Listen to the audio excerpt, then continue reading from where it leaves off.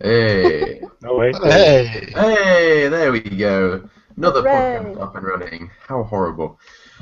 Seattle's Angels XLIV, which took me about 5 minutes to fucking figure out. Round. Why didn't you just go to Google like everyone else? I figured out by going to Google. Oh, good. It took you Um, 5 minutes to realize you should just go to Google. yeah, pretty much. Anyway, It's not as easy as people think, though. yeah. Like Oh, if you God. don't do it often, then you like completely forget how to do the stuff. Probably one of my favorite images on the internet is the Google data for how to read Roman numerals alongside Super Bowl, and watch them just spike together colossally every time the Super Bowl comes up. Which Super Bowl is this? I need to know. Oh, that'd be perfect. Oh, God. Anyway, I'm going to go and get myself a drink, which is something I should have done earlier, but de-inspired me, so... Actually, wait. Before you go, you have to see this. Hold on. Okay. Give me 1 second. Oh no. A second Oh, is being... dear. Here we go. Brace yourselves.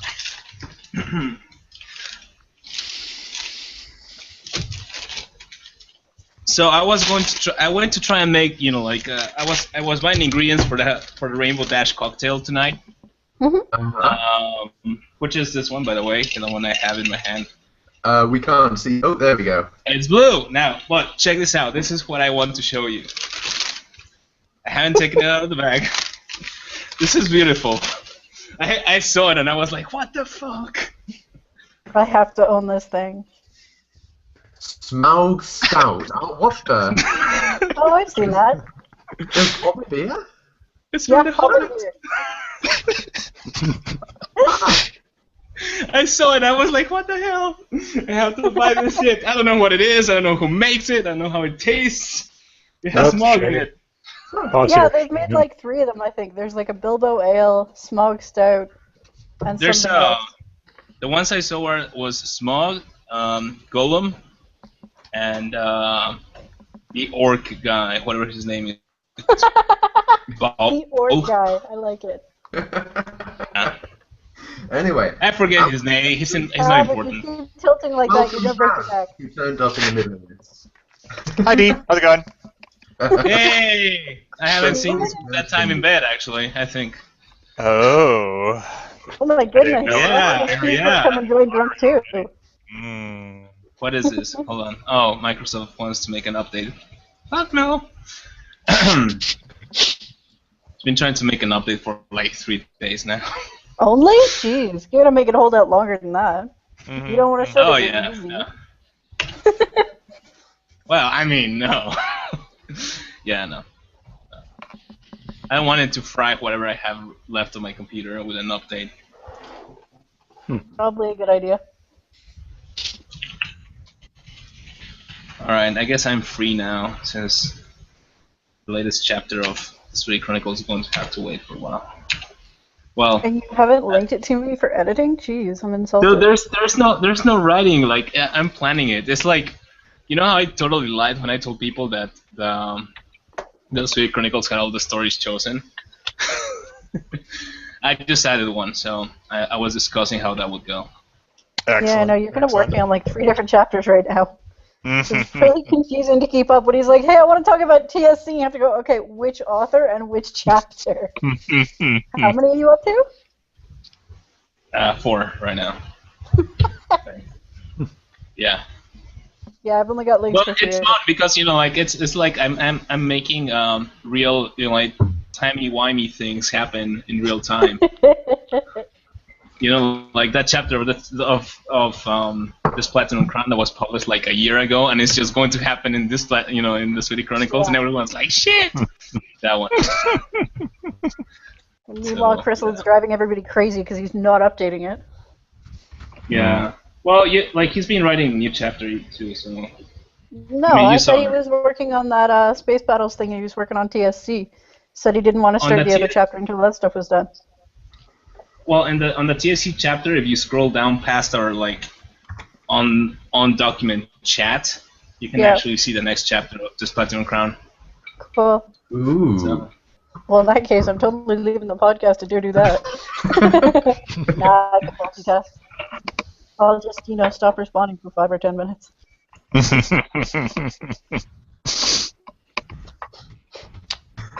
Anyway, So, I I take was it. told there would be shaming of Pav for joining late. Yes, let's Yes, shame Pav. getting late. well, I mean, I'm reading through the chat, and the chat has apparently been making a lot of requests here or something like that. I don't know. So, What? but apparently they've been something Because about I'm pretty sure you taking your top off is against the GChat rules. No. They want Arch and M1 and Flash. They're all saying that they would like to see my legs. So Yeah, goodness. they are Have you mentioning that saved they my would like leg? to see Pav Lems. In the meantime, Seiko. oh, natural. Okay. In the meantime, apparently nobody knows what D's accent is in the Socks. chat. Hey, Sock.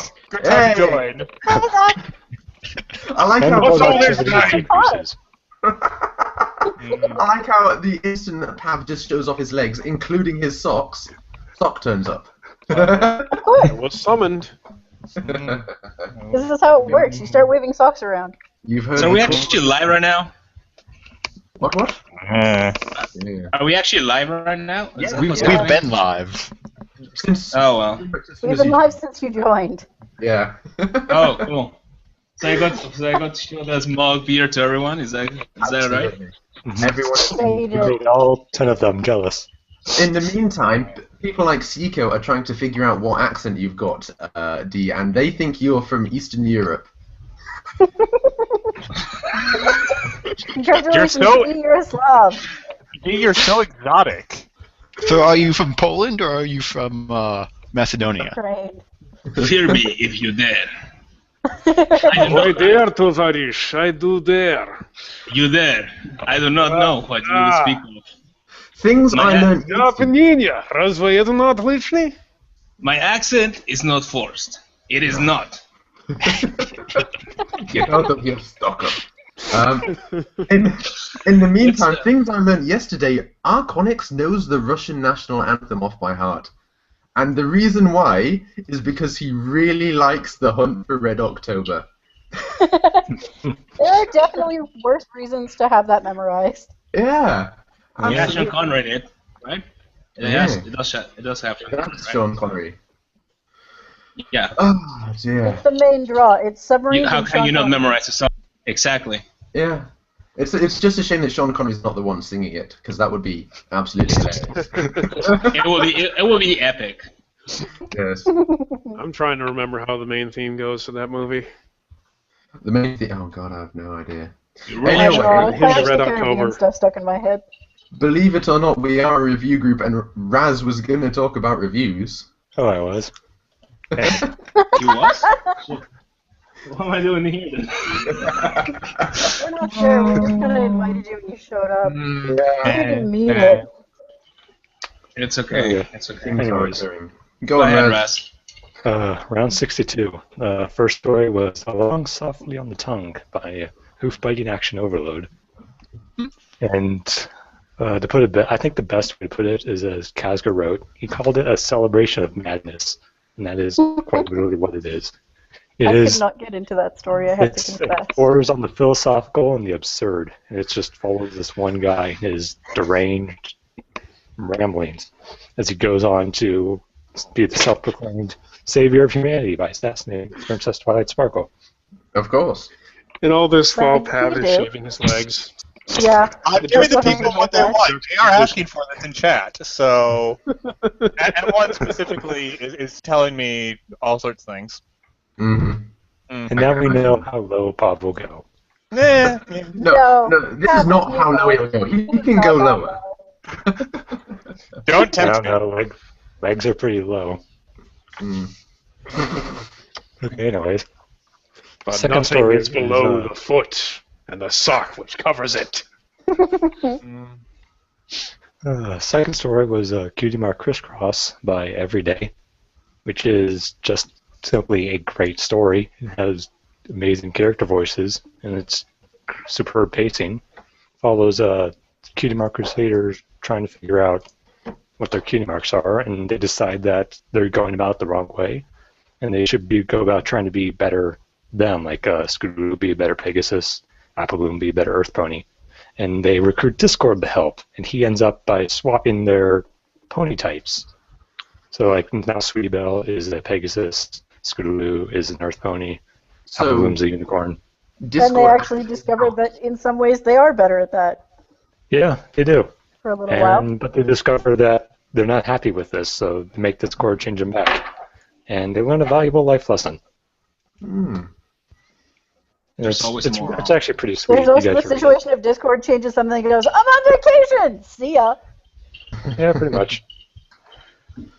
And then they try to bring him back. So, no, I am on vacation. And he leaves again. I'm on a break. Go away.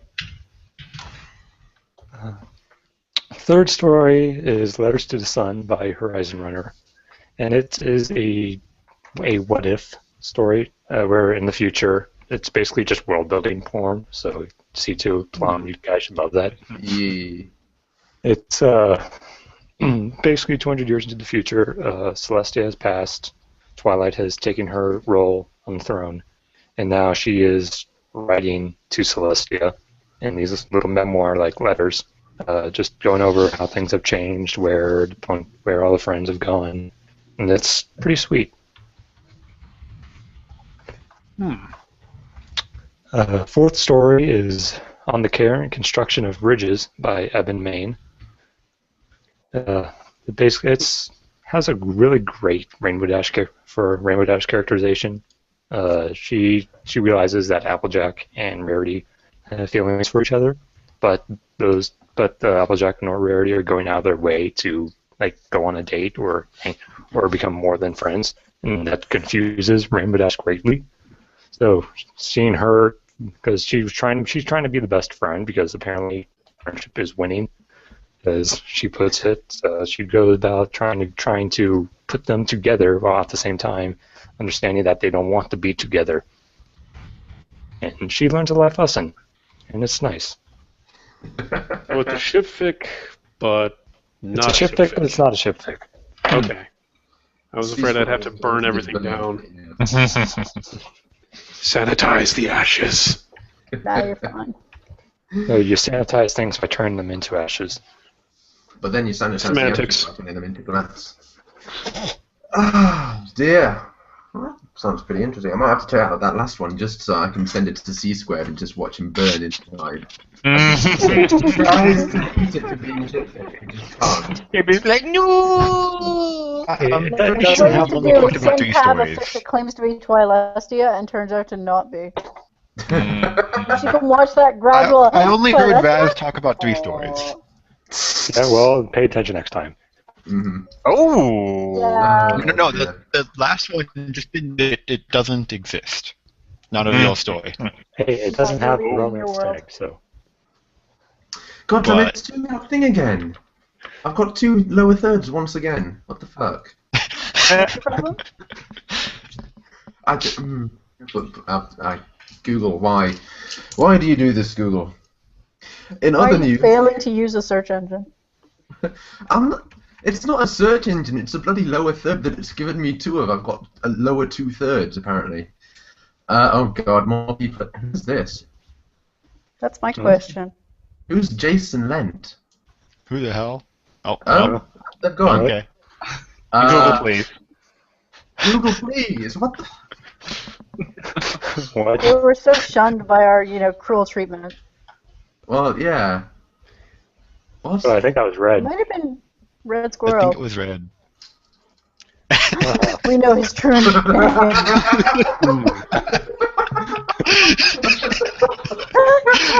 Out it is. That's fantastic. All while this has been going on, Arconix has been singing the Russian national anthem in the public chat. This is almost as good as the time I accidentally turned on my webcam.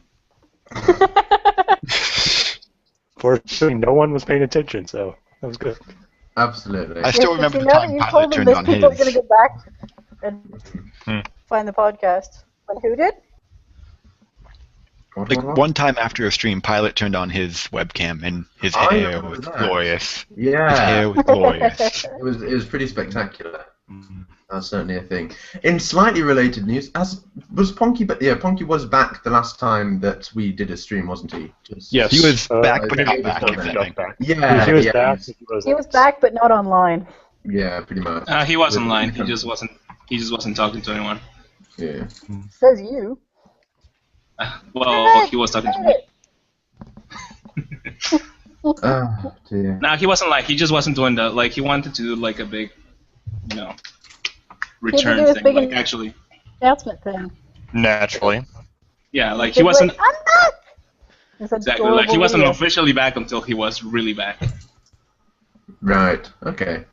Man, you're mastering English tonight. Well, to be fair, he's from Eastern Europe. It's not. Yeah, I was gonna say it's gotta be difficult. I mean, not even remembering True. your own national anthem. That's pretty cruel. Yeah, Anyway. but it's not. Red is actually it is here not. now. It is not I who knows to need that. Need that. But, Of course. Even the it was who was it that knew it? I already forgot who knew the national anthem. Oh, it was Arconics. Just having just join and sing, and then he can go. Absolutely. Wait, now we're talking about singing the Soviet national anthem? Yeah. Is there another national or is it anthem? the Russian? A Soviet. Yeah. I'm trying to remember him, actually. He's posting the lyrics in the public chat. Oh, he did it a while ago. Yeah, but he wants to do this like hardcore mode without cheats. You know, I actually completely forgot how to access in that chat. We'd probably just need to add you again. Speaking of the public chat, we actually do have a question in here. We do. We do. Oh, Oh, there's Red. Hey, Red. Once again. Did I Hey, only Red. just show up? Yes. No. Or I've you been showed up listening to earlier you. and we just didn't pay attention to you One of because the- I Senpai's said not noticing hello. you. It's not my fault. I've been you guys are listening to over you here. guys for like 5 minutes watching from the window. How very like a squirrel. This is totally the first time I've joined this particular hangout. Absolutely. Yeah. We did get a random person in here before, but they were in no way related to you, so. Yeah, no, it was just some rando. Google Well, I screwing it hope up. not. Creepers coming in a random podcast. Oh, yeah, creeper's gonna creep though. It was Yeah, probably just true. Google being weird. That's all it was. Anyway, Exactly. mentioning question. Pat. Am I right? Oh, okay.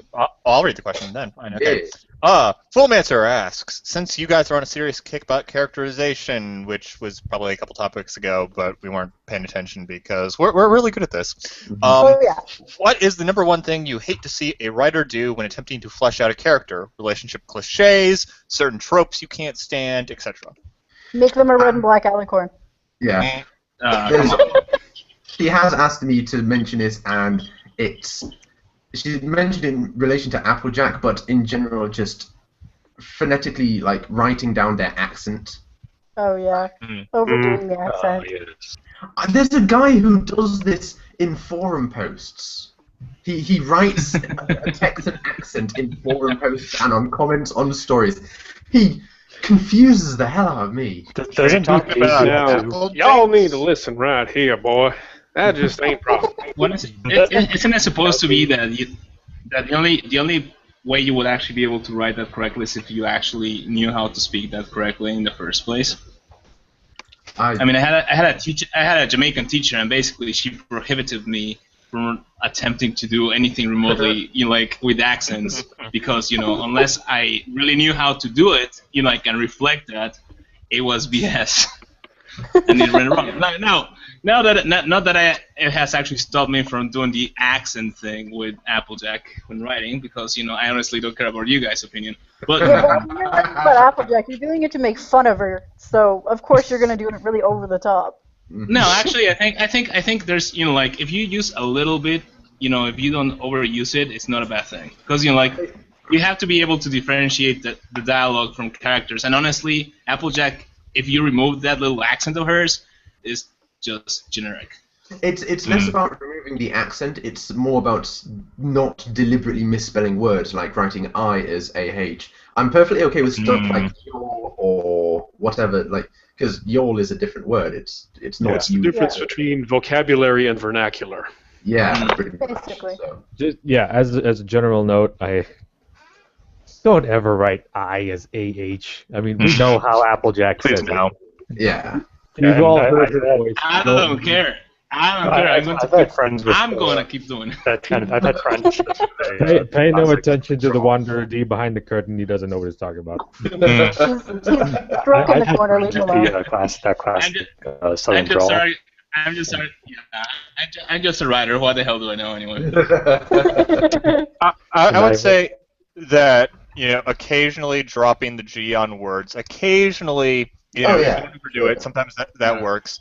And then occasionally, like if it's similar to y'all, if she's picking a completely different word, like there was this one example that I think it was Applejinx who had told me about this one, but like just saying, oh, I mean the accent's not too difficult. You got to just let it flow. Words are simple if you let them be. Words is simple. Like I mean, it sounds natural, and it's not really even like her being ignorant. It's just words are simple. Words are simple. Like it just keeps the flow going better, and so things like that you can do and kind of mess around with. But if you're just like, what was that one story, the real old one? I ain't got no accent. Where like it's like deliberately just like but it's doing it for comedic effect. But it's just like hammering in every single word misspelled. Like that. In a more serious fic, you don't want to do that. In a comedic fic, like because it's that works a little bit better. But. Yeah, it's just you're doing it to be silly, so it's perfectly fine. But if you're trying to be really serious, you're not going to do so. You know how Applejack sounds, so if you're trying to write her accents, you're basically doing a redundancy. If you word accents have more to do with word choice and word order than actual spelling of the phonetics themselves. Absolutely. Mm-hmm. Yeah, and that is the only good characterization. So are there any other? Do we have any other pet peeves or no? I'd have to sit and think about this. There's always this is X's relative or X's long lost friend who just which everyone was outraged at Shining Armor, but Exactly. I was going to bring that up. It was like it worked for Shining Armor. Yeah. I don't recall anyone getting annoyed about Gilda, though. Worked for Mod Pie. Yeah. Yeah, like I remember everyone getting mad about Shining and Cadence, but I don't actually remember anyone getting annoyed about Gilda, who literally did the exact same thing. Well, but I mean that was in like episode 5. So but Gilda was first season. Yeah. Like it's that was. Don't this first. That was the first season. You can. It's not the same thing, I'm not. I like her. And it's more about long-lost relatives than long-lost friends, but like if someone turns up like in the middle of like season 5 or whatever and is Rainbow Dash's like uncle who's basically run all of Ponyville and whatever, then that's a bit It's like coming home to your family and sitting down at the dinner table, and there happens to be a walrus there, and you're the only one who seems to notice. Oh god, that was a very, very scary Yahtzee impression. Well, of course, I am very scared. One of my pet peeves is when a character gets introduced, and you introduce the physical description at the same time. Like, oh, he's a Pegasus with yellow mane and blue eyes. Like, no, that's not. Introduce it naturally. Yeah, like even actual published books do this, and it still doesn't look good. It never looks good when you just say, "Here is Mary. Mary has yellow eyes, and she has flowing locks of turquoise hair for some." Well, then what's a more natural way to do it, guys? A natural way for that to happen in a story would be this, right?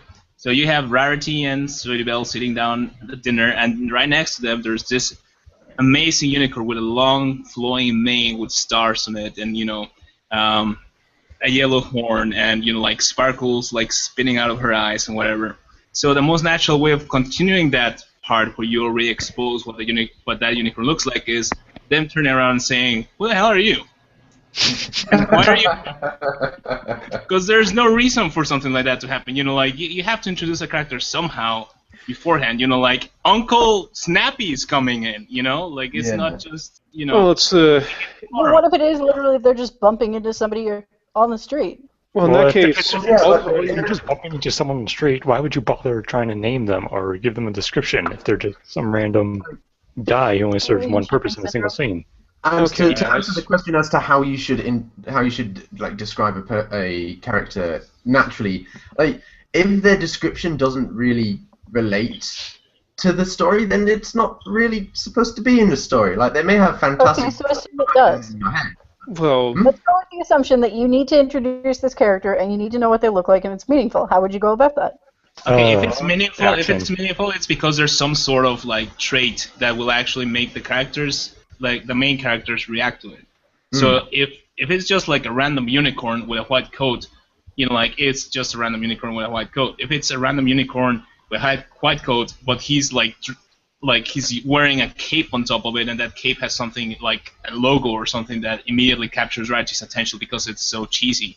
You know, then that's, you know, then you go into further description, but, you know, like, you can just go ahead and say a white unicorn approach, and then, you know, like, they recognize him after a while, you know, or, you know, like, through dialogue, that's when you create the character. Another way that I've... Well, we might be saying the same thing here, Pav.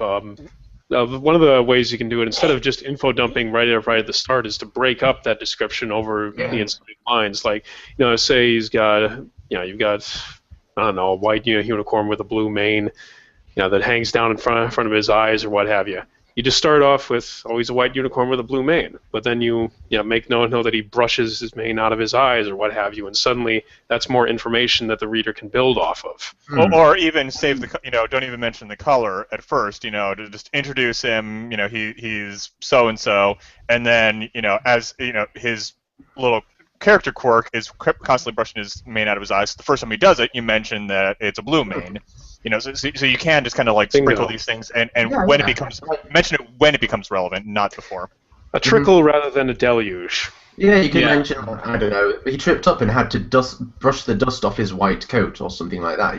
It's add it when it's relevant, because when it's, and while it may seem that their first introduction is the perfect time to be relevant for it, it's kind of not.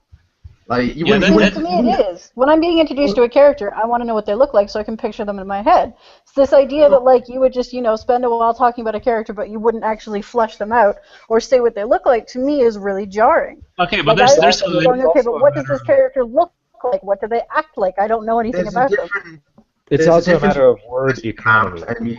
There's a difference between fleshing them out and just sort of like info dumping. Like if you had a character who you want to be a bookworm, you want them to love books, you wouldn't just say they love books in their first introduction. You'd work that into their but like what you guys are describing to me is something that's meaningful to the character, like what they look like, what their name's like, what color, and you guys are going, no. Yeah, what we have a problem with read that story.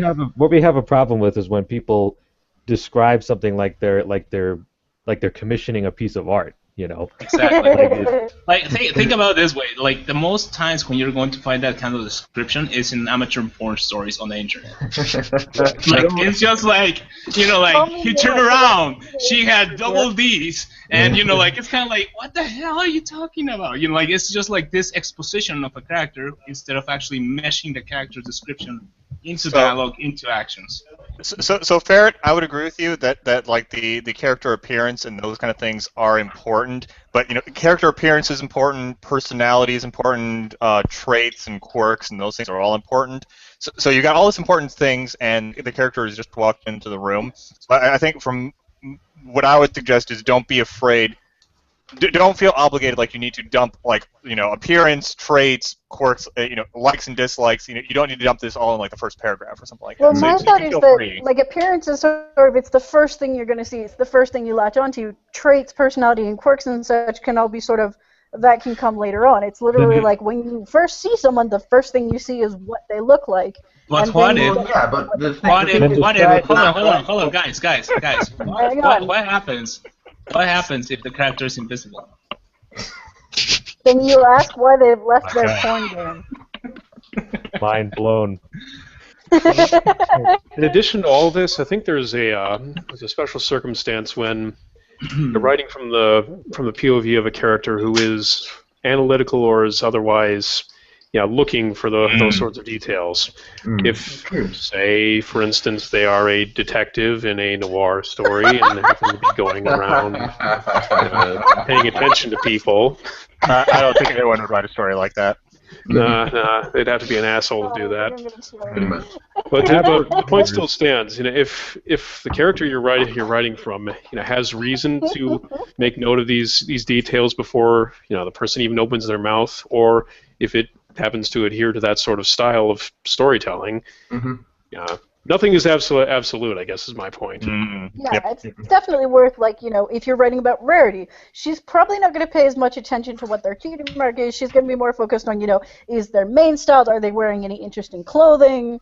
If they're being assigned a tutor or something, they're probably going to be like, oh, does this person look like I'm going to get along with them or not? Or different people will pick out different things as important. We're basically saying that you shouldn't be introducing them for the sake of introducing them. You should be introducing them as part of the narrative. Like if they've got a remarkable feature, well, someone's going to remark upon it. Like, oh, they've got an eye patch. Or if they've not got a remarkable feature, if they're unremarkable, then it's not worth mentioning until it becomes remarkable. Like they do something with their blue hair and brush it out their face. That's a remarkable thing. Well, I can also see what the point Ferret is making, but it's not info dumping that you should do. You should interweave it into the narrative. It's a matter of context. Who is acknowledging the character? What situation is the character being introduced in? Who are the people around them? Who is the character that is being introduced? Are they actually important to the story? And then when you do describe them, describe what's important about them. And sometimes you really don't need more than a couple of sentences. Like, and then this white unicorn walked in. Oh, okay, white unicorn. There you go. Yeah, whatever. Yeah, I mean, the writer control the faucet, keep control so it doesn't become a deluge, but a trickle. Yeah, it's about the flow of the story, really. If it's a lot of information, it's going to break the flow of it. And if it's if it's just little bits of information that are relevant and you don't break it, you still get across the whole thing. Well, you can just mention general things like they were pale and they were tall in basically no time at all, and then you've got a basic picture of what they look like. You can add in their bright glowing green eyes in a second, but or have a Watson. Just have a Watson there, just to do it. Again, Rarity and Sweetie Belle. You have a unicorn walk up to Rarity, and then Sweetie Belle turns around and is like, Rarity, why does this guy have a scar across his face? Because this guy looks like he was in that movie you were watching last night. The one you let me watch. Do you know him? It's kind of there's many ways of doing it. It's just it's like everyone's been pointing. It's just not dumping the whole thing at the same time. It's just bit by bit. Move the story forward, and certain things are not relevant at first, but they will become relevant afterwards as a character. I think the difficulty is just, especially if you're an early writer, it's hard to figure out what is relevant and what isn't relevant. Yep. Oh, sure, but that's why you got to keep writing. And hopefully a conversation you can have with your editor as well. Yeah, also true. We have. Are there any other big major pet peeves that some people have with these sort of stories? Just before we go on to the next question. With these sorts of what? What was the original question? It was pet peeves. Pet peeves with characterization. Making really reaching assumptions at the very start of the story about a character without actually explaining the change that Oh my if goodness. That's pretty much self-explanatory. Yeah. Yeah. Well, you said self-explanatory, but I was going to ask, what do you mean? Well, let's take any alternate universe story on the Empire site. They do that all the time, where it's like. I'm sure this is a great story, but you haven't explained to me why Twilight is burning books and apparently hates reading. So I'm completely thrown out within the first 3 sentences. Which is a delicate balance. The shock value of writing Pinkie Pie as a serial killer has kind of worn off. Yeah. Just say, this is a story about Pinkie Pie being a serial killer. Because on the one hand, you can argue in medias res, but if you start out paragraph 1 with Pinkie Pie being a serial killer, that is technically in medias res, but you're going to lose a lot of people because they're just like, what the? You've blown your load too soon. That's the thing with medias res. it's a balance between this is interesting, I have no idea what's going on, I want to find out, and this is confusing, I don't want to find out any of this, it's bullshit. Yeah. If the random attribute that you're applying to a canon character that everybody knows could be applied to anybody, then you shouldn't be writing it as a canon character. Just write it in OC. I mean, I know people aren't going to click on your story as much, but you know, when did we ever worry about that here? That's a good question. Do people find that OC only stories are still really overlooked? Because I know in the early days of the fandom, a lot of people found that if you wrote a story that didn't have, the main six a prominent role, or it was OCs, people tended to get a lot less attention. Is that still the case, or have people found that it's not as bad these days? Like it's got. I want to write the next. I've not really paid attention to that. I know it used to be pretty bad, and I also know the fact that it's kind of reversed in this fandom, because in most other fandoms, using canon characters is probably the biggest no-no you could ever do. Yeah, it's a really big kind of don't do that. Yeah, if you write a Harry Potter fiction and it features Harry Potter, you are going to get shat on. So. Well, unless you write, Harry Potter X Draco, and then everyone's just going to love it, except for the people who want him to hook up with someone else. Yeah, at the same time. Yeah, but the thing is, like we all know that Harry and Hermione are supposed to be together, right? So. Of course. Oh, of course, yeah. OTP. There's no other way. Snape X wrong. Anyway. Now,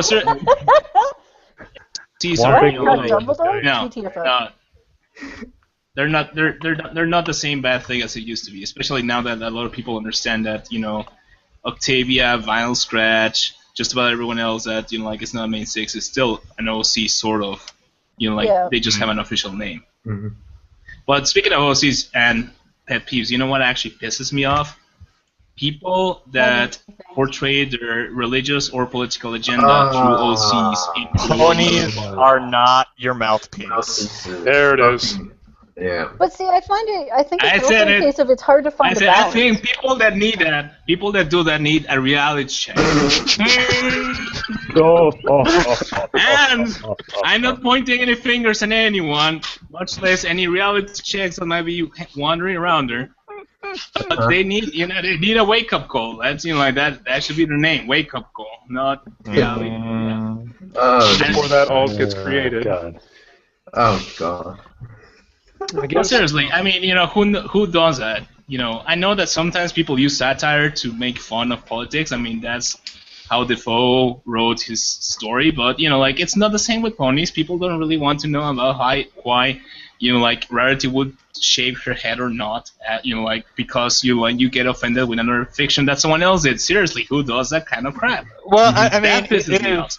No, I mean it's a very much, if you'll pardon my French, masturbatory sort of thing. To I have this particular worldview, and I want to convince others of it. So I'll have Rarity and Twilight talk about it, and that will get it views on FimFiction. People will be able to see my viewpiece, and that's I can't think of a single counterexample where that has worked effectively. Well, because the thing is, you're completely breaking the character, especially if you use main characters, which have an established personality, and we all know, even the author that writes that kind of thing, that's not the truth. That's not how it is. Mm-hmm. It's very much trying to twist the world, because ponies has nothing to do with it. It's ponies. You can. I don't know why it's a bit different for religion and politics when we're perfectly okay with doing things like twisting them into going on adventures and fighting evil and horrible things happening to them. But I don't know why. Why is that why is it more okay to have the ponies commit horrible atrocities to each other than it is for them to be extremely Christian and batshit about that? I think it's mostly because if in a well done story, you can still see their canon characterizations contrasted with this weird situation that they normally wouldn't find themselves in. Yeah, that's what makes the story interesting. If you were to rewrite, you're rewriting a character they're not this sort of extremely conservative religious person, and there's no real way for you to fit that into their actual personality. What's more, Where's that bad sort of Sonic religious fan art site? Oh God! Yeah. Oh. What's more, these mouthpiece fics that we've been discussing tend to be much shorter. Thus, they don't have the time to justify why exactly the characters feel this way. It's just immediately slap in the face. Oh, this is how they are acting now. And yes, that's definitely going to rub against any reader's established perceptions of the characters. With a longer story, like say an adventure or what have you, you have time to actually develop these viewpoints, instill these themes into the underlying. What's the word I'm looking for? Narrative. I'm drunk. Fabric of the narrative. We'll go with that. Mm-hmm. And when you do that, as with any piece of writing, your reader becomes more attached to it. Mm-hmm. I'd just like to answer a quick question.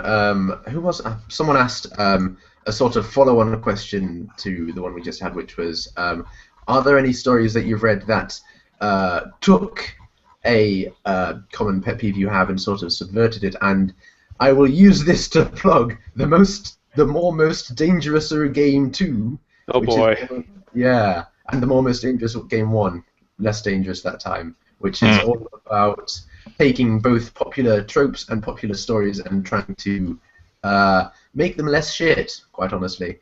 And it's been going quite well for number 2. We've got a number of pretty decent stories in the final round, haven't we? No. I do want to quickly interject because we have a couple other questions, but then I want to get back to that topic about the most dangerous game. A lot of people were impressed by Sock's not too subtle plug of All In, and people have been plugging their own things on the side. What do I do? What? I'm not following you, Pav. I don't know, but someone called you a plug slut, so their words, not mine. Ooh. That was Deja. Yeah, of course it was. Anyway, and then lies. The other question we have from chat, Deja asks the question, can I have shirts off? Let me see beautiful chest muscles. Oh, God damn it. She has a follow-up question, take your shirt off, all of you. So, that was the question. We've got another question. We did this once already. What do we expect from... We did this once already, and Deja was the one who asked that question. Yeah. Well, before we get to Season 5, I did want to follow up on the most dangerous game thing, because... What do you think is the aspect about that? Oh yeah. What do we think? What? My camera can't even handle like the pasty whiteness. This is glorious. What do you think is about it with the most dangerous game? Is it that the incoming writers are of exceptionally good quality, so the authors know how to make the trope work? Is it the fact that they are very cognizant of the trope and thus they are looking for how to avoid it? Or like, what is it about those most dangerous game 6 that make them work, whereas a more plain it straight fic in the feature box would crush and burn? Are we talking about the most dangerous game 1, which was about concepts like alicorns, or most dangerous game 2? I would say let's start with 1 because 2 is a little bit weird because that was kind of like taking fics that already had been written and redoing them. Well, I think part of it is due to the fact that by taking part in the most dangerous game, you are acknowledging that this, in and of itself, played straight, is a bad idea, right? So, but merely by taking part in the most dangerous game, you are already at an advantage because alicorn is at 99% of the time shit.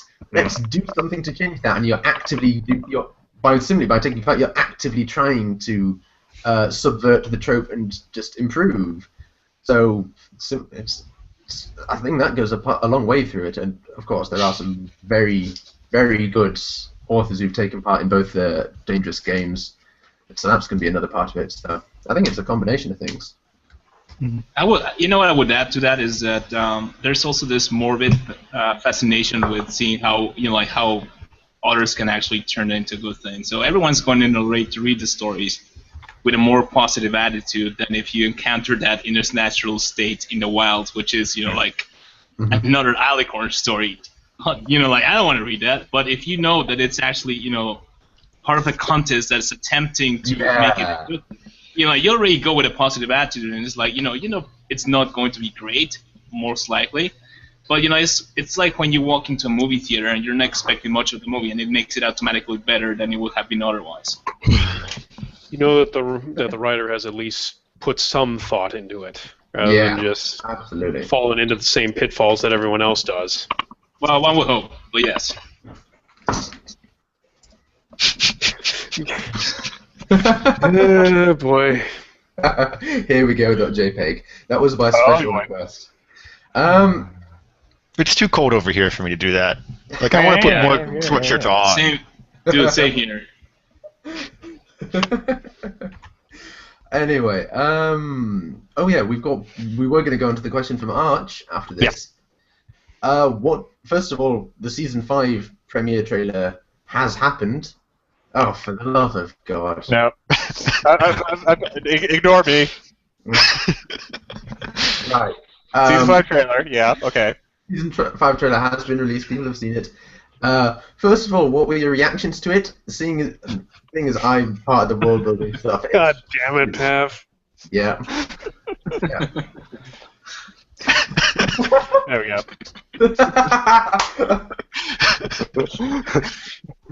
Well. Yeah. Okay. Okay. You were saying about the season 5 trailer. Yeah. People have seen it. What do people think of it? Like, let's get some general impressions of what people thought. So just as a disclaimer, we are talking about the season 5 trailer. So if you are in the audience and have not seen it, now would probably be a good time to mute your speakers for about 5 minutes or so. Mm-hmm. That probably includes me as well. Yeah, or people on the podcast who haven't seen it either. Fucking yeah, piss off. You haven't seen it, C-Squared? I don't want to. I want to avoid spoilers. It's a trailer. Then get out! I want to go in blind. I did that for season 4, and I enjoyed season 4 a lot more than I probably should have. So. Well, you want to go into a blind. You want to go into a blind, and you've seen me topless, so you're welcome. But yeah, I absolutely loved it. It's got this whole, like, exploring the world outside of Equestria, and assuming like the far reaches of Equestria as well. So this sounds absolutely fantastic for me. Well, it seems like, I guess I can appreciate the fact that they did not, reveal some big bad evil antagonist and all that, which might hint at something a bit, more, I guess, a subtler evil at play here. It certainly seems like evil. Certainly seems more insidious. Plum, why are you zooming in? Stop that! Stop that! Stop that! But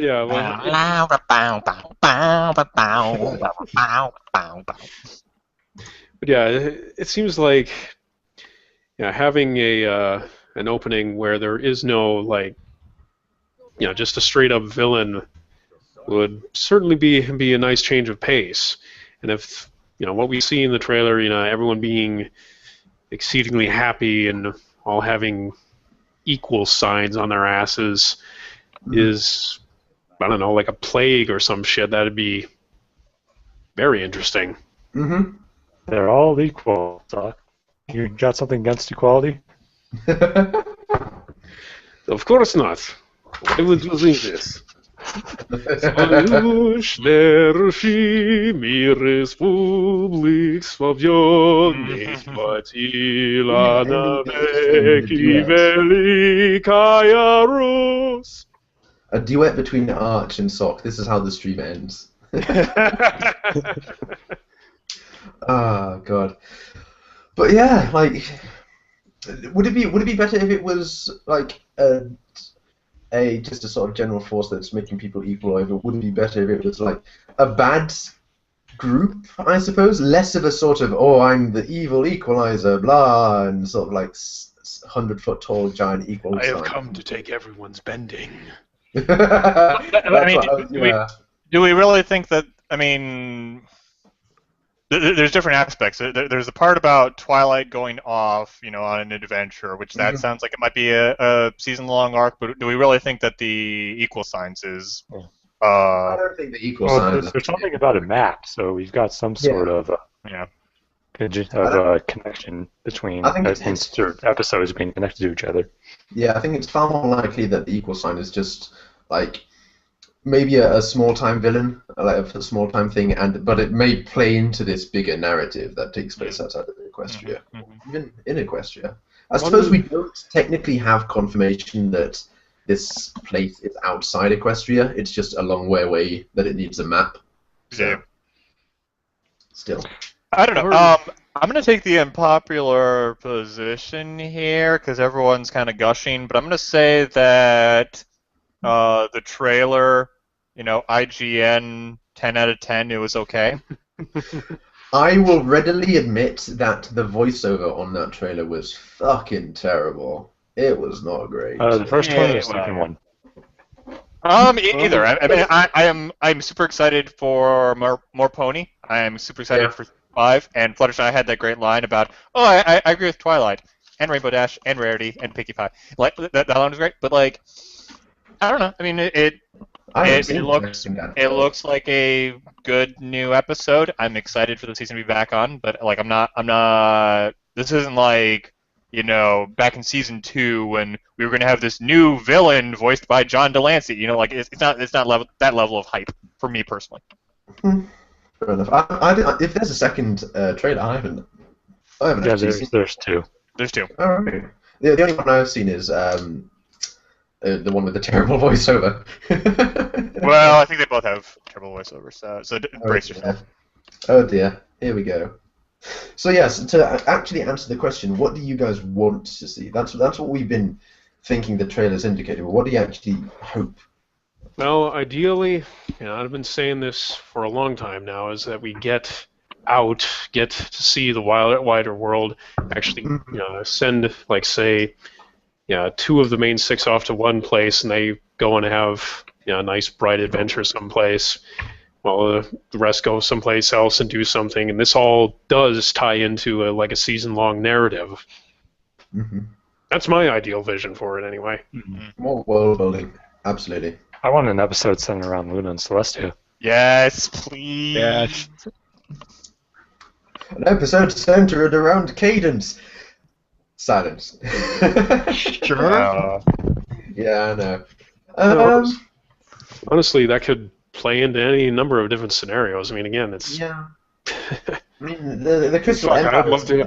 I'd love to see how Shining Armor drills his troops. That was actually an interesting idea about a Twilight and Shining Armor episode, especially now that she's like this princess who goes off on grand adventures and he's the trophy husband now. Yeah. Like that'd be a very interesting dynamic to re-explore. I liked there was I think it was 2 Pair by Potential Albatross, which featured that Shining Armor is the captain of the Royal Guard, married to a princess, running his own country, and he is somehow the lesser successful sibling. And of course, the elephant in the room. He's not everybody's waifu. Mm-hmm. Oh, go ahead. No, he's done. He was just talking about waifus. Go on. Well, so was I, because the elephant in the room, that orange Pegasus guy, what's his name? Right. Flash Sentry. His name is Brad, guys. Get it right. Absolutely. Brad Sentry, right. Anyway. Yeah, honestly, again, for as much hate as the character gets, including from me, if we got to an episode which honestly establishes his character, and does it in a good manner, which we're never going to. Perhaps, but if he's just, if we go the current route where he's just kind of there. The problem for poor Flash is he was introduced way too late. Like, the dynamic has already been set. It's been 4 seasons, and there's really no way that they can properly integrate him into as a big part of the show, especially even if I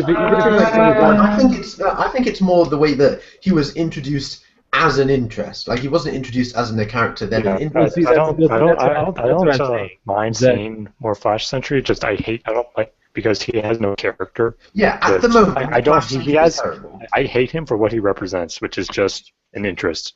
That's what I'm saying. Is that there's that was the only way they could have put him in, because how else are you going to stuff another main character into the show? He would have to be, another secondary character like Celestia or Luna, and people would still be, But see, that's the problem. I look at something like Cadence. They were able to, ham-fist her in at the end of season 2 and make her very successful.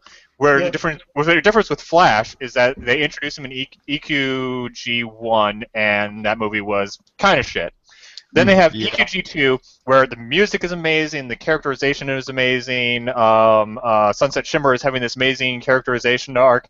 And then you've got Brad fucking being like, "Hey, we gotta stop keep running into each other." Like, I mean, like, they had their opportunity to fix everything, and then that's what they did with Brad. That's the question. That's the question. But when he's actually turned up in season just as someone who Twilight looks at and then blushes and then runs away from, and that's literally. I don't think she blushed. That's what I'm asking.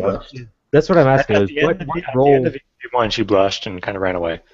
There was one point in season 4 where he's just a guard for Cadence. Yeah. It does not go anywhere at all beyond that. But that's what I'm asking. Is there any role that he could fill beyond love interest? And still be a big guard. Absolutely. I mean, Shining Armor was introduced terribly. Like, he was just, she's got a brother. But now I think he's okay. I like Shining Armor. But he was introduced he was integrated with Cadence, and they had a big story around it. I'm just asking, the thing. Is it possible? For Flash Century to occupy? Is it possible for Flash Century to occupy any role besides being Twilight's love interest? Well, who's going to command the Princess of Friendship's guard? Oh gosh. I win! No, fuck. She's the Princess of Friendship. She's everyone's friend. She doesn't need any guards. She does. She needs to be friends with them. The last words before the season ended because everyone was too chummy and nothing ever happened. I think they could absolutely do something with Flash to make him he's not a character. At the moment, he is not. He's a thing. He's just there. He turns up. It's a bit inexplicable. Like, why are all the guards crystal and this one dude isn't? And he's going around just looking smug at people. Like, that makes no sense. At the moment, he has no character. If they were to do an episode where Flash Sentry gained character, there would be all sorts of butthurt complaining about oh no, he stole my waifu, like Jin or some shit like that. But this one podcast, we brought up Jin, we brought up Reality Check. Oh, we're going on Jitter right here. The difference is people follow Reality Check. People don't follow Jin. Jin is the guy who married his Twilight Sparkle plushie and then private messaged people in order to stop writing porn about his wife. Oh right, I remember that. And all drawing. Yeah, and drawing. They can't do that either. No. So yeah. Like, there's always going to be some shit being thrown around from the "oh no, he stole my waifu" crowd. But I'm asking, like, could he, even if they did that, would he ever be able to do more than show up in one episode? He would be like Gilda or Trixie, just now he's Twilight's boyfriend now, and then. Mm-hmm. Well, that's the thing. He'd need more than one episode to do. If you are going to make him, Twilight's love interest, you're going to need more than one episode to sell that premise. Absolutely. He needs to be Twilight's friend before he can be her. Yes, exactly. Yeah. Like, introduce him as a character and have the relationship develop from there. Don't introduce him as a part of a relationship without a character. But unfortunately, they've already done that. But I think they can fix it. Not in this canon. Not in this canon. No. I swear, in season 5, we see the mirror hooked up to all the magic bullshit in the Twilight's castle. Just like even for a passing background scene. Do you reckon we'll ever see Sunset Shimmer in the actual show? No. I'd like to, but I'm not holding my breath. We've seen Flash Sentry. He's turned up. Like, yeah, but Flash's thing wasn't really a thing, though. He showed up as a background pony. It was a background gag. He wasn't actually like in the show as a character. And if they're gonna bring back Sunset, they'd bring her back as a character. I'd love to see it, but they're gonna save her for the movies. I just know it. True enough. Fair enough. Welcome back, D. After disappearing. Equestria Girls 3: Return of the Sunset. Oh God. So D, we are talking about things we want to see in season 5. Okay. And you did not say by any chance that you want to see Flash Entry, right? We want Not at all! We were discussing if it's possible to salvage his character, and I think the overwhelming consensus was no. Either you hate the guy or you love him, and you know. I haven't seen either of the Equestria Girls movies, so I'm completely indifferent to the dude. Oh my god. Did you say equestrian gods? It's Equestria Girls. The They said equestrian gods. Like what? Neil Gaiman is the next guest, Tony. Oh god. In terms of season 5 ideas, I've heard this one kicked around, so I'm suggesting this as other people's ideas and not my own idea. I want to make that clear up front. Let me just throw this under the bus before I throw it out. Yes. Other main, and this tangents off of the conversation we've had previously, other main 6, not including Twilight, having boyfriends. No. No. They tried that, and it kind of didn't work. Yeah. I think any of them having my boyfriend of some sort. It worked. No, It worked for the show, but it didn't. The relationship didn't work out. for both. Which I think Wait, with the show. when did this happen? Right? I'm talking about Blue Blood. Trend or whatever. With Rarity and Blue Blood, we're that was talking about that. Yeah, Rarity and Yeah, Blue that Blood was was a it. deliberate trope subversion, so I don't think that really. Yeah, I I'm like talking that. about. I'm talking about the season 4 episode, Trender Hoof or whatever. Where Yeah. Rarity yeah. calls Yeah. it up He to wasn't really a relationship, though. He was just kind of more hey. an excuse to poke fun at Rarity's. A vessel for the Aesop. Yeah, they were objectifying men. Here we That's go. my trigger, damn it! Here we go. It kind of comes On back. that note, Corjo. Hello. Oh my god, he's alive. Speaking of objectifying men, hello. It kind of comes back to. Sorry about the hello. It kind of comes back to I poor have Flat someone got that Century, reference. where you have to ask the question: is it really necessary? Well, Like for the kind Necessary- of show that they're writing. Well, Red, will it make people sell toys? Well, we've already proven that they will do anything to sell toys. Well, Anybody anything is will possible. do anything to sell toys. Of course, it's possible. We're asking is, do we want it, and is it really actually a thing that should happen? I definitely don't want it. Maybe in some weird, like, almost infinitely small chance that it might possibly work out. But I don't want them to try, because I don't think it will. What? No, they shouldn't. We're What is talking the about... conversation that came into? The conversation is, what do you want to see in Season 5, and have brought up the fact that some people, definitely not him, want to see Main 6, not Twilight, get into relationships with other ponies. Because we've already been discussing Twilight and Flash Century even before that topic. Gotcha. I knew it. The thing is, it would have to be a one-off episode, and that would just make it weird. Or a season-long relationship arc. Kind of like they did. Well, no. Kind of like they did with Rarity and Blue Blood. That it gets mentioned in a couple of episodes, and maybe the boyfriend appears in a couple of episodes, but for the most part, he's not like a constant presence. He's less present than the season 4 box. Let's put it that way. Okay, but why would you even need a character like that to be added into the mix, really? I feel like it would make question. everything kind of crowded. Crowded Yeah. is the word I'm looking for. I don't know. Anyway, Well, that's anything good. else people want to see? We'll go and That's talk. good. I was just pondering. There is one benefit that could be made from that, and that's let's face it. Who's the one male character in the show that's even close to the main 6? Discord. There you go. And he's just I mean, wouldn't we want to see Spike have a bro to hang out with? Oh, I thought you were talking about Big Mac. I didn't even think of Spike. Was this You and so many others. You didn't even think about Spike. Well, No, I know didn't. a I guy. didn't think I know a guy who will Yeah. get on you about that. Swashbucklers will watch this one stream and just somehow take our group off the site. And my initial thought was Shining Armor. So Yeah, I was thinking of Shining Armor. There's a great Those- There was this great fic, and I want to say it was by Bob from Bottles, who did a bro fic between Spike and Fancy Pants. That was a really good one. Nah, that wasn't Bob from Bottles. I think that was. We're thinking about the one where where there's like the opera and all that. Yeah. I think that was that Duncan R. Oh, yeah, it was Duncan R. You're right. Okay. Yep. Yeah. That was a good fic. And that's kind of what I'm driving at is, you've got poor Spike who gets sidelined so often. What if he had some other main recurring character to hang out with? Well, I think Spike occupies the awkward position where he's not really a main character in the sense that 90% of the episodes that go on could be done without him. They are done without him. They are done without him.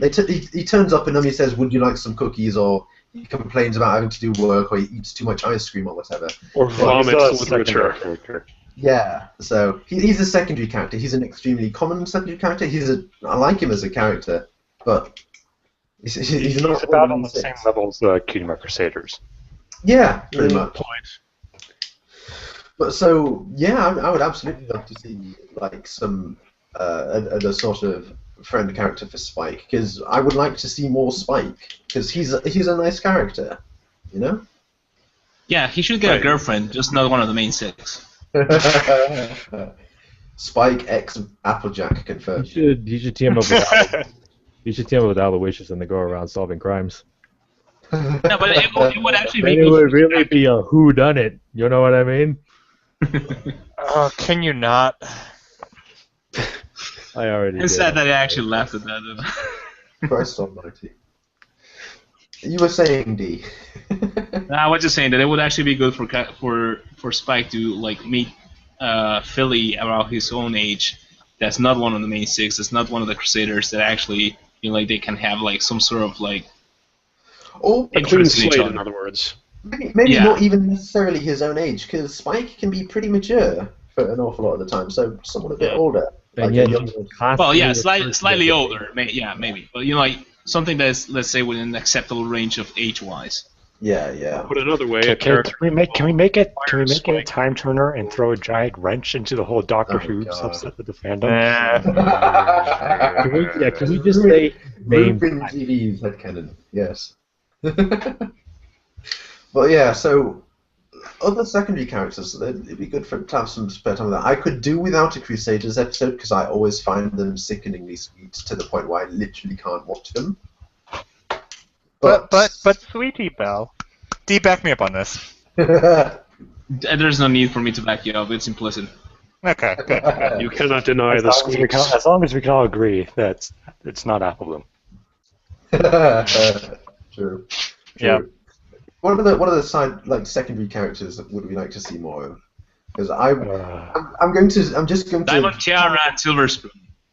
I can see that working. Like, there's potential there. I don't think I don't think that it's going to be necessarily something that merits more than one possible episode. But there's that's what I was potential there. thinking. Yeah. Honestly, I'm not sure why I could ever be thinking this, but I'd love to see an episode dedicated to the Guard. What kind of shit do they put up with on a daily basis?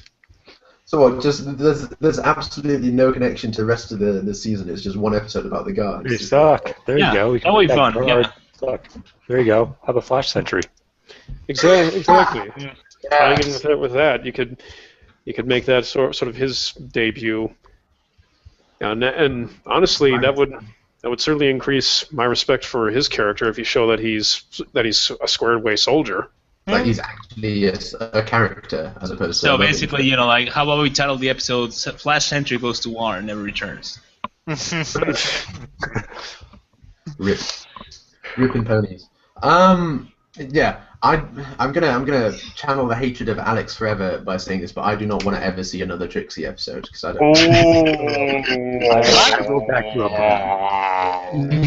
Well, now it's funny because Alex himself has said that he never wants to see another chick. Yeah. Because I think perfect as she is now, to see another episode about her would just ruin everything. Her arc is more or less complete now. I mean, so she would, if she reappears, she's going to need a new arc. Well, that She said, existed as the anti-Twilight, and now she's not the anti-Twilight anymore. So, well, that said, she's an established character. She's a known quantity. That's something that can be played off again. Yeah.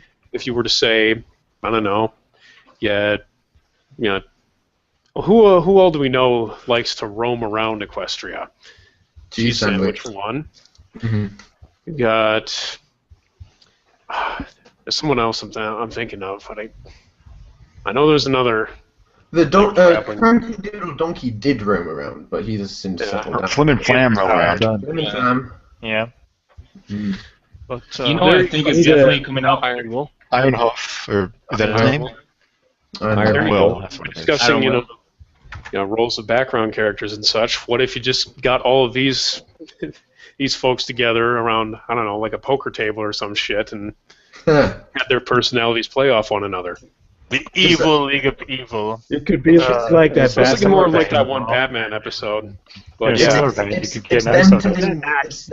them telling the stories of what happened in Ponyville from their own perspective, with embellishments, of course. So Trixie is all about the cruel taskmaster that is Twilight, who's enslaved this town, and she's trying to free it with the power of the Alicorn amulet and stuff like that. So. Well, speaking of villains, who definitely, I think someone that's definitely probably going to come back, definitely going to come back is Gilda. I do hope. I want more Griffins, just in general. Yeah. Well, well, the thing is, if they're going out of Equestria to find whatever it is that the Tree of Knowledge requires for them to, become Odin. All hail the tree. There's if they do visit the Griffinlands, Gilda would be kind of like the perfect character to sort of bridge the gap there. True. Yeah. Certainly.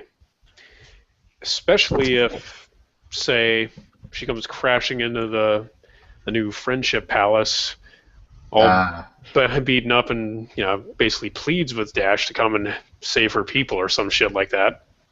Yeah, it's the main thing with Rainbow Dash Kenobi. Yeah, the main thing with the season 5 for me is that you've got this map, which is cool, but you've also got this list of stuff. Actually, the stuff they have to collect, or stuff they have to do, or stuff they have to do something about.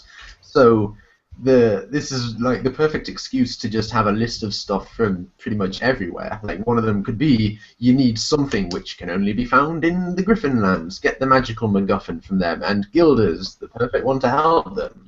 So you've got all sorts of potential for stuff like that. So yeah, and there's there's a lot of unresolved issues with her. There's the Fluttershy aspect of how she kind of bullied her. So there's bound to be something from her. There's Pinkie Pie, and obviously Rainbow Dash. So there's still drama to be extracted from her arc. Exactly. And everyone she also wasn't at all remorseful for what she did, so that makes it even more interesting. Because she's going to not be happy to see them, I don't think. I would be interested to see an episode that deals with Fluttershy and her fear of dragons.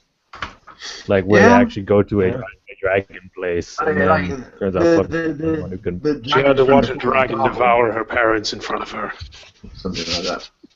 Dragons killed my family. Have Goblin and the young dragons turn up. Have them bump into the young dragons again, and Fluttershy meets them and overcomes her fear of dragons with Spike, and it's a big character-building thing. Spike gets friends in the dragons, and Fluttershy becomes less of a pathetic ball of fear and stuff like that. Crackle becomes the second. Yeah, you see, but why do we need Spike for that story? Well, because he's friends with these dragons. No, just because he's a dragon. You think that he should be directed just because he's a dragon now. I think if you explore Fluttershy's fear of dragons, you cannot have Spike there, because when she first sees Spike, for the very first time, she's fascinated by him. Mm-hmm. So her fear has to stem from something else. I don't see why Spike should even be a character. And I think that fear stems from the eyes. Well, Spike's jaws can't gobble her in one bite. Yeah, that's she's already explained this as she's baby dragons are different and so on. So you can have Spike there next to his friends like Garble and whatever their fucking names are. And they're not really his friends. They ran away from him after they tried killing them. Whatever. You can have the two next to each other, and Fluttershy tries to work out why she's only afraid of some of them, or something like that. I don't know. But I think Spike could be there. Like, that could work out. Maybe she has a pathological fear of gold. Yeah. So, big dragons have gold. Oh no! How could you stand to look in a mirror then? Because she didn't get on that dragon's face until he came out, right? Yeah. True. I would be worried. I'd be worried, and Floridian backs me up here, that Fluttershy's fear of dragons has already been done with Dragonshy, and there's really not much more to explore with that. Well, I mean, like her resolving her fear of dragons. But she stood up to the dragon and she told him to fuck off, you know. So. Well, yeah. But then where do you go from later in season like 3 or whatever, she was kicked Managing- Dash in the stomach to get away from the dragon migration. Yeah. What bothers me though is that every single episode from Fluttershy involves her doing that in some way or another. Yeah, that's just a problem with Fluttershy in general. Is her entire character arc is I'm less scared now, but I am in the next episode. Yeah. I'm just scared of something else. Yeah. Have her take up horticulture, damn it. Yeah, we're gonna find out one episode that she's actually got phobia, and Oh no. it's just an infinite cycle of fear. Actually, isn't there a more technical term for there having is actually phobia a and phobias? Yeah. I don't know what it is. I can't be bothered. I thought phobia was an actual term. Yeah, like omniphobic. She's omniphobic. Yeah. The sky is blue. Another idea so warm. for season 5. This is not a villain, but Babs Seed. Meh. Really? Oh man, not a lot of Babs fans in here. I was actually a fan of that episode in the first place. Okay, but the first one, no. What's the like second? think about it, Plum. Mm-hmm. West Side Story with the Crusaders. Oh, God. Would they be the east or the west? How are we doing this with our hooves? It's a gang of Pegasi and they're using their wings. But you can totally see that in a Manhattan environment. Like the Crusaders go to visit Vapseed, and there's a gang of kids. It's enrolled in gang because there's always a gang in New York. It doesn't matter, right? Like Apple Bloom just ends up say? stabbing a dude with a butterfly knife. Done. Oh, that'd be interesting. For some reason, the Cutie Crusaders are being told not to compete with each other because one's a unicorn, one's an earth pony, and they're like, but we're friends. That's. I mean, you're cringing. It'd be touchy and barely delicate, but No, not so much touchy. I think it'd be predictable. Yeah, it's a little too on the nose, I think. I guess, yeah. Well, since last the show not been on the nose. But I would say in defense of that, with the whole presentation that the Key Market Crusaders put on in Ponyville for the purpose of getting the Equestria Games into Ponyville, and they're like, what is the one thing that Ponyville is known for? And they said the 3 races getting along. So there is some credence for an idea of like ponies not getting along as well in other cities that are not Ponyville. And there's the whole heartwarming. I think that's actually a fallacious argument there, Pav. Ooh. You want to talk to me about fallacious arguments? He's not wearing a shirt, bro. Be careful. Let's see. Damn, I don't have a can opener, and yet I have this can of worms. Oh well. We need a noir. We need a noir episode with Coco Pummel in Manhattan. Ooh, Red, you are after my own heart. I didn't want to say it because it'd be coming from me, but.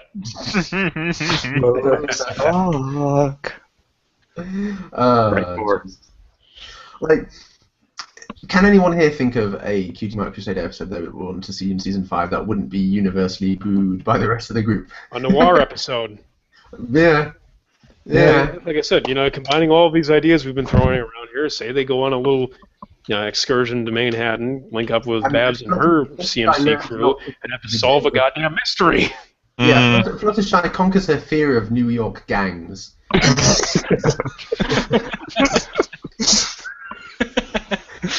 Next episode, she just turns up, just finger snapping her way along the street, just on the way to the shops. I know that we have this mystery here, and I know that we really need to solve this, but Manhattan has one of the highest mortality rates in the nation. When they get there, I'm just imagining now Fluttershy with her mane wrapped up around her neck like a bandana. And of course, there's one scene where they have to pay tribute to the film Gangs of New York. Mm-hmm. Just an all-out brawl in the streets, and then the U.S. Navy starts shelling U.S. citizens. That actually happened. Yeah, what would the equivalent be? What would the equivalent be in Pony? Just like you have royal guards just dropping out of the sky and stomping on people. Dropping pies on them, obviously. Of course. Of course. It's the weapon of choice of the ponies. Mm-hmm. Because the sugar kills them. So I've seen a lot of people mentioning... pie just became much more terrifying. True. A lot of people have been mentioning this in chat. I've been hesitant to mention it, but I gotta attend to the will of the people here. An episode in season 5 where anywhere between 1 to 3 of the Cutie Mark Crusaders get their cutie marks. I think it's one person who's saying it, and it's 2 people. They want 2 people to get 2 Cutie Mark Crusaders. Full Answer is saying that they want 2 of the 3 to get it. Someone earlier was saying they want 1 of the 3 to get it. Someone before was also saying like give like 1 episode apiece and give them all over the course of the season. I think as long as they're not all 3 of them get it, it's like there's more potential for story. Yeah, because now you have two of them or one of them who has to deal with this like. Why am I the last one and all that? Actually, no, the interesting observation, a lot of the characters in their class don't have cutie marks either. Yeah. So their classmates could start to get their cutie marks, and they could be the last 3 in their school. And then they get their cutie marks. You know what? I feel Sweetie Belle should be the first one to have her mark. And I'm not saying it because I'm a fan of Sweetie Belle, but lies. Well, that has to do something with it, but through the episodes we've watched, she's kind of like the closest one to actually discovering what the hell she wants. Mm-hmm. Like, she's even admitted that she loves musical theater over other types of music, like there's more of an indication where she's going, followed by Apple Bloom, who works a lot with Sakura, and has like a very engineer or chemical or chemist mind, Mm-hmm. Whereas Whereas Scootaloo just wants to be Rainbow Dash, basically. The cutie mark is Rainbow Dash. I would also say with that like in the Cutie Pox episode where they thought that Apple Bloom had gotten hers, like Scootaloo and Sweetie Belle were all like super supportive of them, but that's also because Apple Bloom is kind of the de facto leader of the group. Like if Sweetie Belle got hers first, like I feel like there could be something to do with like guilt there. Either she perceives guilt, or the other 2 are acting jealous of her. So there could be. I think Apple would be annoyed. Yeah. Obviously, it's just to kill off Apple Bloom. Well, because the thing is, she's like her sister in a way, and she's been putting a lot of effort, a lot of work into something, and she completely gets into it. Mm-hmm. So if one of the others got it first, it would be kind of like a blow to her hard work. On a counterpoint, Foolomancer points out that Sweetie Belle should be the last to get hers, not the first, because she is, and I quote, adorably dumb. Yeah. Clearly, he's been watching another show that is not actually the one we're watching. To be fair, clearly he's watching another show and has no idea what he's talking about. Of course, no. Yeah. Obviously, she hasn't read any good Sweetie Belle fanfiction lately. I think at the end of this, the chances of there being a Cutie Mark Crusade episodes realistically is not. It might happen, but I don't think it's particularly likely, because then, like, fucking merchandise. I need to go with that. I need to have Scootaloo the astronaut set coming out soon or whatever. But like, if at the end of the day these don't come out in season 5, we've actually got some decent ideas for fics to be written. Yeah, I know you're joking, but like that's a I always hate the no, please don't do this because it will like. You remember the huge drama with season 3 when Trixie was coming back and it was like, no, but you're gonna ruin my Trixie fanfic, please. Yeah, but like the people that say that just deserve a slap in the face and a shot to the head. That's exactly. So yeah, I don't want to hear any of this. Don't put this in season 5 because my head canon. I'm not saying don't put it in season 5. I'm saying if it doesn't end up, we've got stories. Yeah. My name is Forlorn the Beast, and all fan fiction needs to go away now. Abyss, or whatever it is. Oh god, that guy. Plus, I really doubt that anyone's going to get like going back to Crusaders, I doubt that they're going to go actually get something, because I don't think that the authors and the people that work on the series actually have any idea what to do with them once they get their cutie marks. Yeah, that's also true. Yeah, I think it's kind of safe to assume that the Cutie Mark Crusaders getting their cutie marks will kind of signal the end of the series. I think it, reflecting upon it, it could be interesting to show that as soon as they get their cutie mark, they're not instantly fantastic at what they do, and show them a bit like developing a bit. Yeah. And because you've still got the potential for them to help each other out, because they're still friends. Like maybe Scootaloo tries to help Sweetie Belle do some singing and comedy from that, or whatever, you know. Like I think I see it. Yeah, I see it more as like a solidifying of their roles and getting away from what we've been dealing with for the past 4 seasons, just them mucking about. Character, yeah. As a counterexample, I'd point to Twilight becoming a princess and her character arc is not over. Rainbow Dash with all of her stuff with the Wonderbolts, and that her character arc is moving forward rather than ending. So I mean, there's ways they can do it. They're kind of like main characters, though. I think like if the Crusaders got their like their cutie marks, it would be for both the Crusaders and the authors. A moment where they just look at each other and go like, and now what? Because that's their driving force. What are you going to tell them now that they they have to focus on to actually have a purpose? Have Celestia turn up and tell them that life isn't finished yet, or something like that. I don't know. Celestia does turn up. Now you get to start your own labors. Yay! It's time to find another. It's time to find another purpose, girls. The clock is ticking. Yeah, they could do episodes where they actually try to figure out how to fulfill that purpose or destiny in life now. Yeah. I don't know. Well, it's by my clock anyway. We seem to have pretty much elapsed the time. Are there any other questions that we want to cover real quick? To questions. Good God, I'd have to scroll back a long way. Chat's been busy talking about Floyd being an elk, Noir, and shirts and the lack of them. So all is well, in other words. I think they were talking about my nipples for like a good minute or so in there, but I don't know. Saying something about not touching nipples or something like that. I don't know. It was Yeah, that'd be a forceful touching. Very true. No. Didn't work. No. Oh. Yeah, I think that's pretty much the end of the stream. We should probably wrap it to a close before we ramble on too much about how the Cutie Mark Crusaders are going to accomplish nothing ever. Their destiny is failure. Their destiny. No. Well, again, the counterpoint.